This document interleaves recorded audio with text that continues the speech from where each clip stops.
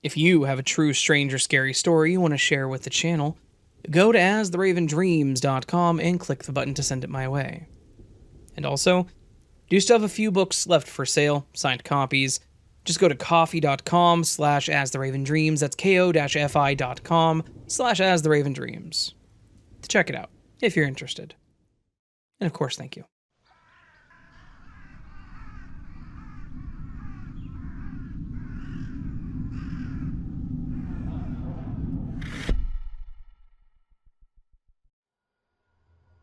Hi, Raven. I've been listening now for a while, and I love the stories. I rarely go to bed without setting up a playlist of yours to sleep to. Oh, thank you. I've had a number of odd experiences in my life, but have always found a way to rationalize them, except this one. To set the scene, this happened in about 2010, in the city where I live on the south coast of England. At the time, I had a girlfriend with a son who was about 12. She lived in a big, dark Victorian house that needed a lot of work done, and was always cold and frankly a bit creepy.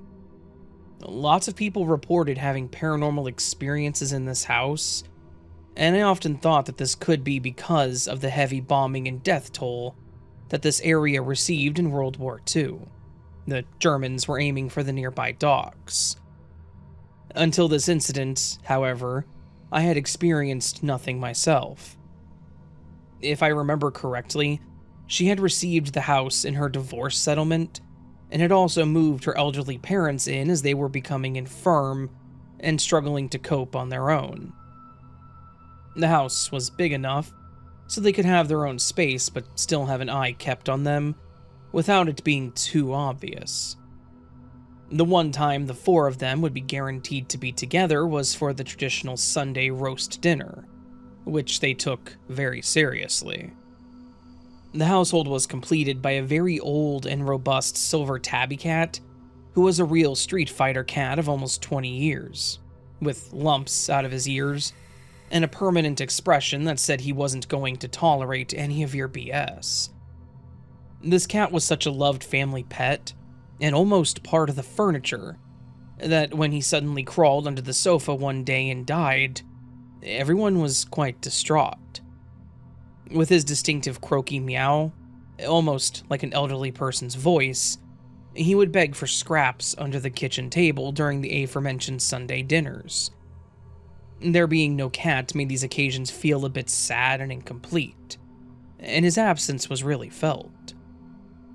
On the third Sunday after the cat had been buried in the back garden, I was sitting down for Sunday dinner with my girlfriend and her family, when, to everyone's surprise, a loud, distinctive meow came from under the table, and everyone had heard it at the same time. In shock, we all stopped eating, put down our cutlery, and searched for a cat. Under the table, in all the kitchen cupboards and the rest of the house, almost, but nothing. This would have been enough in itself to convince me, but a couple of days later something similar happened. My girlfriend and I were watching TV in the evening when I realized the time had gotten late, and I needed to get home as I had an early shift the following day. Just as I was getting my coat, from the hallway came the same meow. My girlfriend's mother had just gone to brush her teeth before bed, and she put her head over the banister and exclaimed, "I heard that too." So, there it is. 2 occurrences witnessed by first 5 and then 3 people at the same time. I have no way of explaining that away, whether it's residual energy or if cats still need feeding beyond the grave. I don't know. Anyway, keep up the good work, and may your channel go from strength to strength.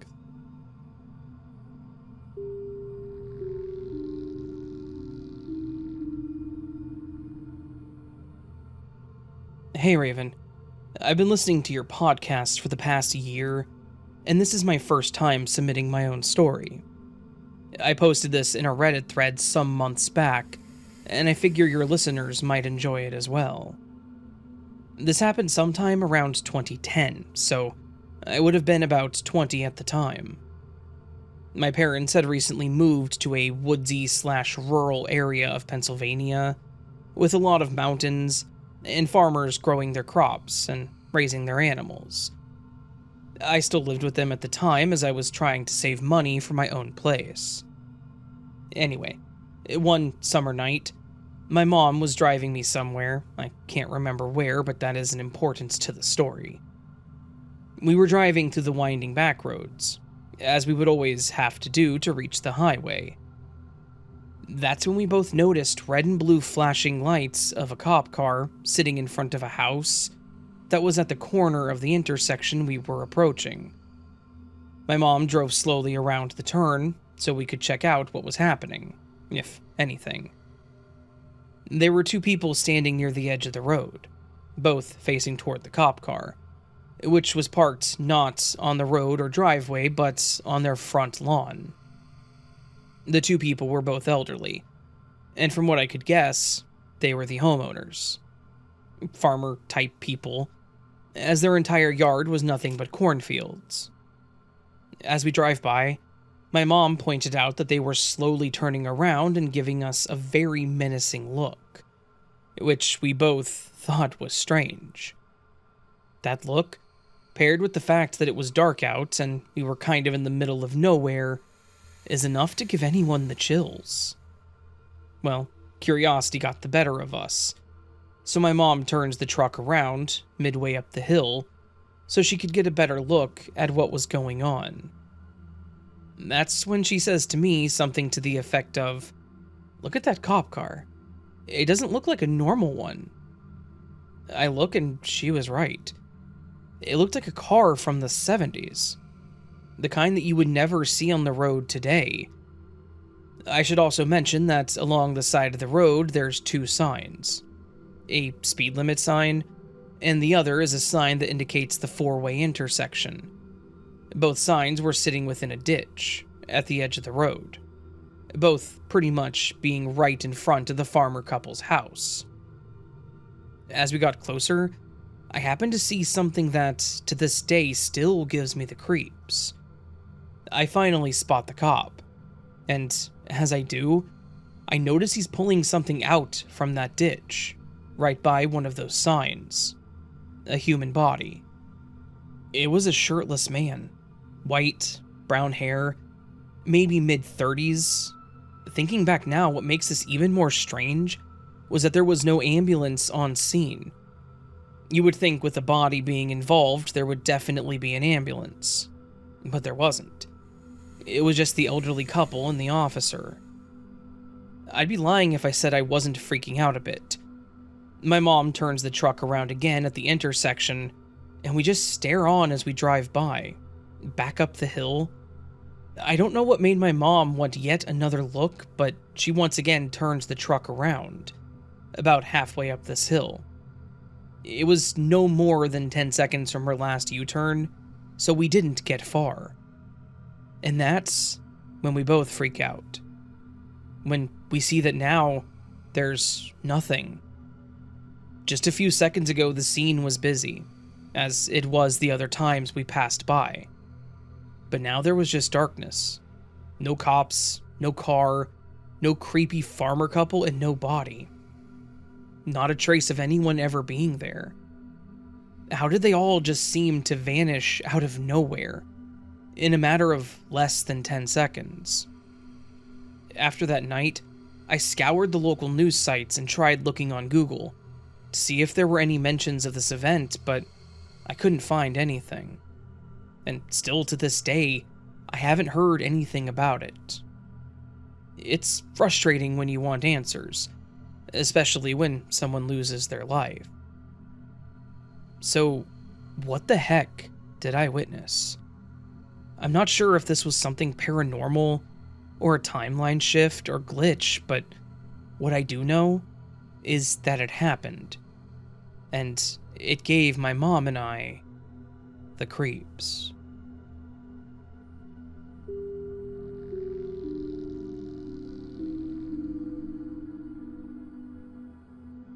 Hi, Raven.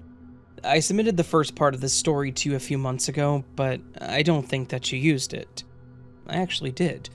I went and looked at my list of stories that I've used, and I used it back in September of last year. Just a heads up.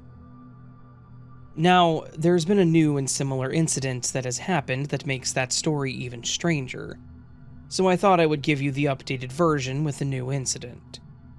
It surely seems that something really weird is going on here, but in a very helpful and nice way. Although I lead quite an ordinary life, and do not expect to look for strange experiences, there is no end to strange things happening in my life.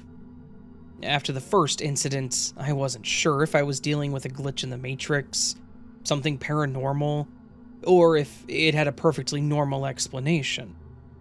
But I can't explain how this is possible. Here's what happened with the first incident. It was 2017. Just weeks after I had bought and moved into an old house with a separate garage in Norway, me and two friends were moving some furniture around in the garage. When we finished, I tried to close the garage door as usual. It was a heavy, old manual door. We heard some noises, and then some screws, nuts, and wires flew in all directions. The sliding mechanism was broken, and the door could not be moved in either direction. We all three gathered up what we found of screws and nuts from the floor and then tried to use them to repair the mechanism.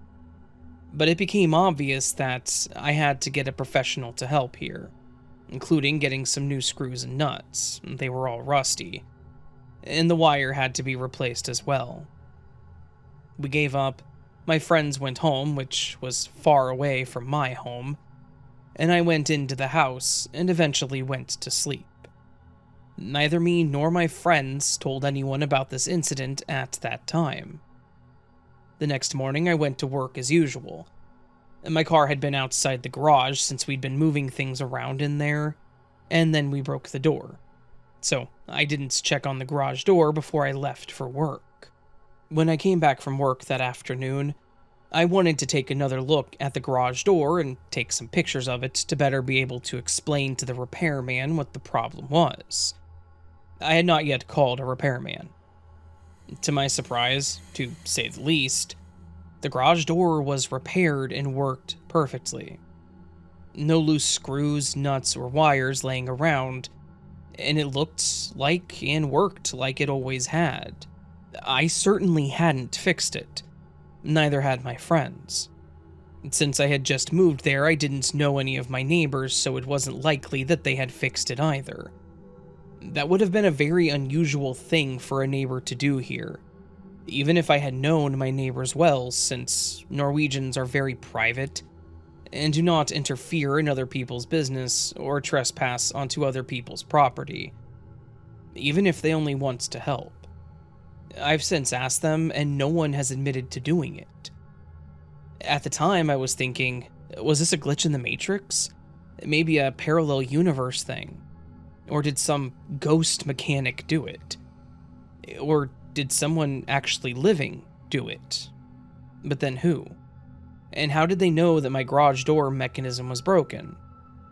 I never found an explanation for this. But it didn't stop there. This old garage door worked perfectly for years after that. So, several years later, I decided to get a new garage door. I mean, the actual door itself was old and ugly, and I wanted to have a modern, electrical opener. I ordered a new door and an electrical opener and got it all installed. The only problem was that the opening mechanism they installed broke 3 times in a few weeks after I got it. Wires flew off, it got unhinged, etc. I was furious with the company that installed it. I thought they had done a lousy job. They showed up every time and looked at it, and adjusted and exchanged wires, etc., and they told me that they could not understand how this could happen at all. In hindsight, maybe I shouldn't have been so mad at them.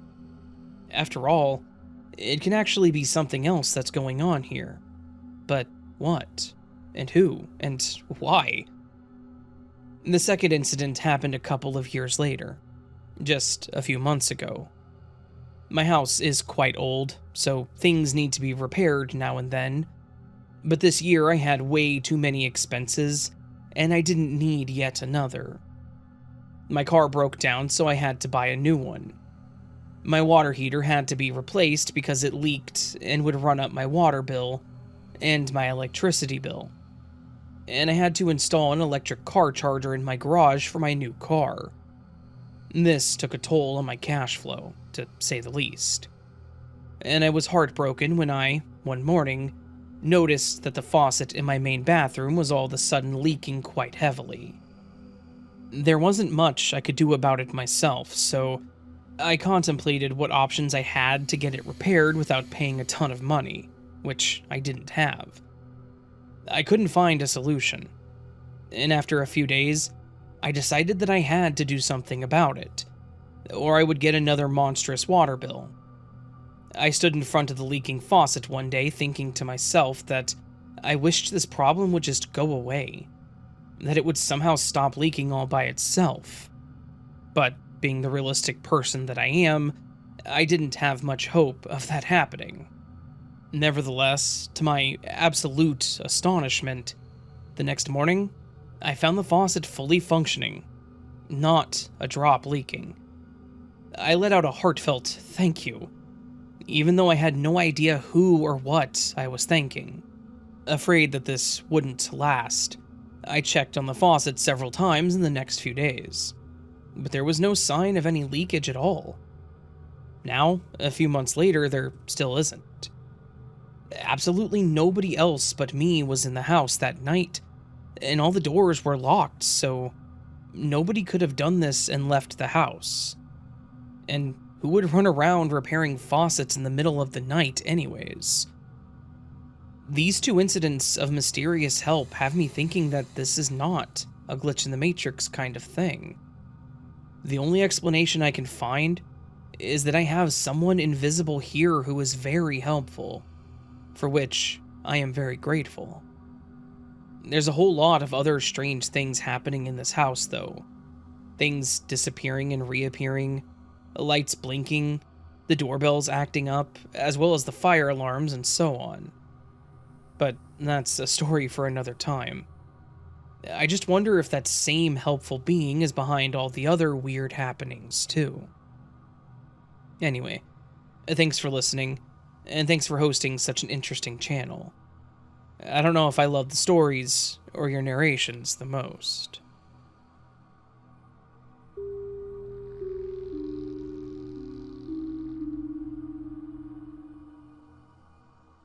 Hi, Raven. This was happening a while back. During the war in my old country, I worked as a UN translator. I had to relocate farther from the place where both my husband and I grew up, and both of our families lived. It was hard since my young son missed his grandparents. Also, my husband and I missed them too, bearing in mind you never knew if or when we would see each other again. It was war, and unfortunately many civilians died. Then came the opportunity for me to be transferred back to our home area. It was a job at the UN headquarters Civilian Affairs Office. I had to be fluent in English, so in order to get a job, they gave me 2 newspaper articles to translate as a test. One was from English to the local language, and another from the local language to English. Then, I had to fax my translation over. That evening, I cleaned my makeshift desk and started translating. It was actually a kitchen table. Now, I'm a very responsible and neat person. Some say that I have undiagnosed OCD. So I translated one paper, folded it, and put it in my purse. And then another, and put it in the same purse. I was going to fax them tomorrow when I got to work. I came to work and opened my purse, and there was just one paper. I searched and searched in the purse, on the floor, thinking I accidentally dropped it, but nothing. I even returned home and searched all over the house. In the trash can, thinking if it was accidentally discarded, but I was sure that I put it in my purse. Of course, I never got the job. I told them I lost one translation and never heard from them again. Who would hire such a clumsy person for such an important job? So, you might ask why I couldn't translate it again. Well, it's because the original was missing too. I know. So, I stayed and continued working at a place far from home. 2 months later, there was a huge military offensive. Our district was surrounded by all sides with constant rocket fire. The area where I would have worked if I had gotten that job was blocked for days. People were dying, just stuck on the side of the road in long convoys with no food or water as they tried to escape. The area where I worked at that moment, and where I was disappointed for not getting the job closer to home, was the only area that was not surrounded, and with an open way out. I took my son and drove out to free territory with no problems. I drove 9 hours in a car that was a clunker taped with duct tape and literally decomposing. But we arrived with no stress. My husband arrived later. Now, I know why that paper disappeared. If I had gotten that job, I would have gone through the same horrors as people who were surrounded. Or maybe we would have died. Note that all of our families survived but suffered tremendously. And an additional note, many years later, I connected over Facebook with an officer that was supposed to hire me, but of course did not because of known reasons. I thanked him for not hiring me, and I wanted him to know that he might have saved the lives of our small family. He was amazed and agrees with me that it was definitely something that cared for us that hid that paper from me.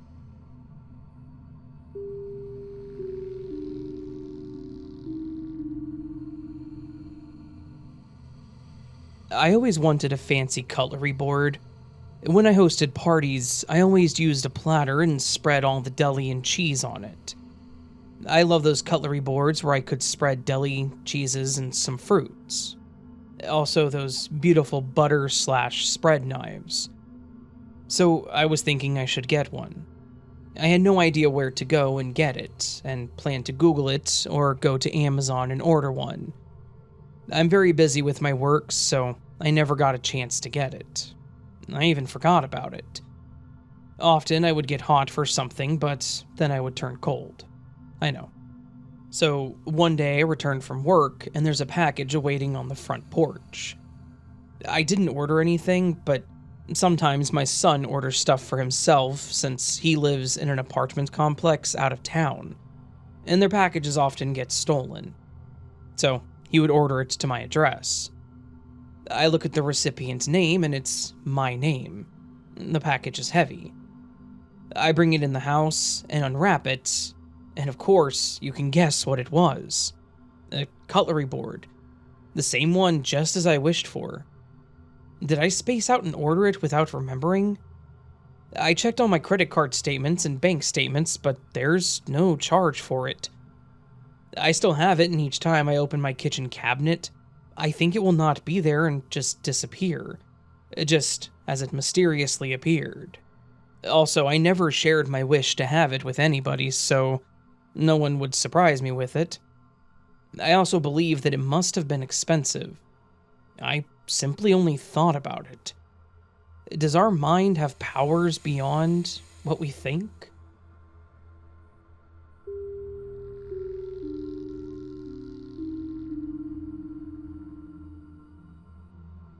A weird thing happened to me when I was a child, about 6 or 7 years old. I woke up in the middle of the night, for some reason, and I was in the spare bedroom, or as some would call it, the guest bedroom. Anyway, this particular room, my brothers and I used to call it the Jinn room, and it gave us all the creeps for some reason. So, back to the point. I sat up on the bed, and out of nowhere a dark figure, as some would call a shadow man, which was darker than the darkness, and I'm not exaggerating when I say that. It had a heavy, evil breathing to it, as if it was running. It sounded like a demon and a heavy smoker. This creature, whatever it was, looked kind of like crumpled paper or a TV screen when it's fuzzy, but much, much darker. I was surprisingly not freaked out, but more fascinated with it. It ran right across the room and through a safe and wall by a window, and then it vanished. This wasn't all from these shadow people. My younger brother saw what is known as the Hat Man. The house gave everyone the creeps, and it said that someone died there before we rented it. This was back in the 90s, and the house still exists as far as I'm concerned, as I went back to see it a few months ago. There was just something off about that whole area. It was really spooky for some odd reason. Even after I got married and we moved to another house, I could hear heavy footsteps on the roof at night before bed. It also sounded like someone was trying to open the door by pulling the handle almost every night. Both my wife and I heard these sounds, so I know I'm not imagining them. Sometimes, I would hear muffled sounds of someone, a woman, shouting at someone from an unknown source. We would also hear children talking and playing upstairs on occasion. There even seemed to be a short, black human figure running or walking in my room at night. So, I heard a lot of things growing up. I still get the sense of being watched and or followed at times. I don't have a logical explanation for all of this.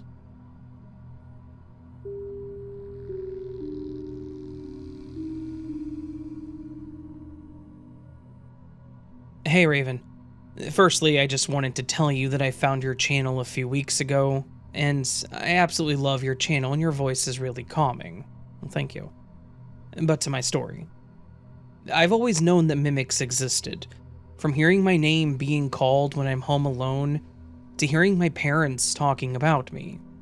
They've been separated for 7 years, and I don't live with either of them. But never have I heard my little sister calling my name. For the sake of privacy, I'll call her Elise. A few weeks ago, I was in an H-E-B grocery store in Texas. I'm not sure if it's anywhere else. But I had turned down the frozen food section when I heard Elise call out my name, like she was trying to get my attention, saying my name in a sing-song-like voice. Eryn. And when I heard that, my stomach dropped. I was with a friend, and so I obviously had to tell him about it, because he was confused on why I was looking around. And he tells me that I should probably call her, so I do. She's just at home, watching TV in her room. So I tell her to go lock the doors, because my dad isn't home. After I called her and made sure she locked the doors, that bad feeling in my stomach went away. After me and my friend were done shopping, we headed to my house and we drove past my dad's house. It's down the street from mine. And as we drive past, I see this shadowy-like creature, not human, but also not an animal, run from the front of the house on the roof to the back, exactly where my sister's room is. The next day I go down there and look at the back of the roof, but there's nothing, so I just forgot about it.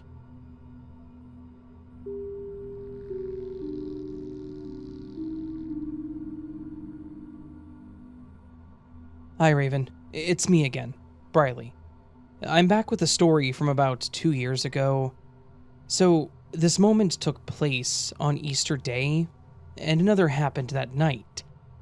I was with my cousin T, and me and her were just sitting in my room. This all took place at a new house, by the way. Well, me and her were scrolling through our phones when my cousin nudged me. I look up, curious as to what she wanted, and she pointed to my closet. She told me that she saw a dark shadow figure that was really tall. My cousin was 13, so I didn't think that she would lie. We both left my room and we soon forgot about it. Later, she was staying the night, so we were in my room. It was around 1 in the morning. I was rolled over, about to fall asleep, until I saw a child by my closet. I jumped up because it didn't seem human. It was pale, almost gray. I started crying from how scared I was, and I couldn't sleep for the rest of the night. Well, that's my Easter horror story, Raven.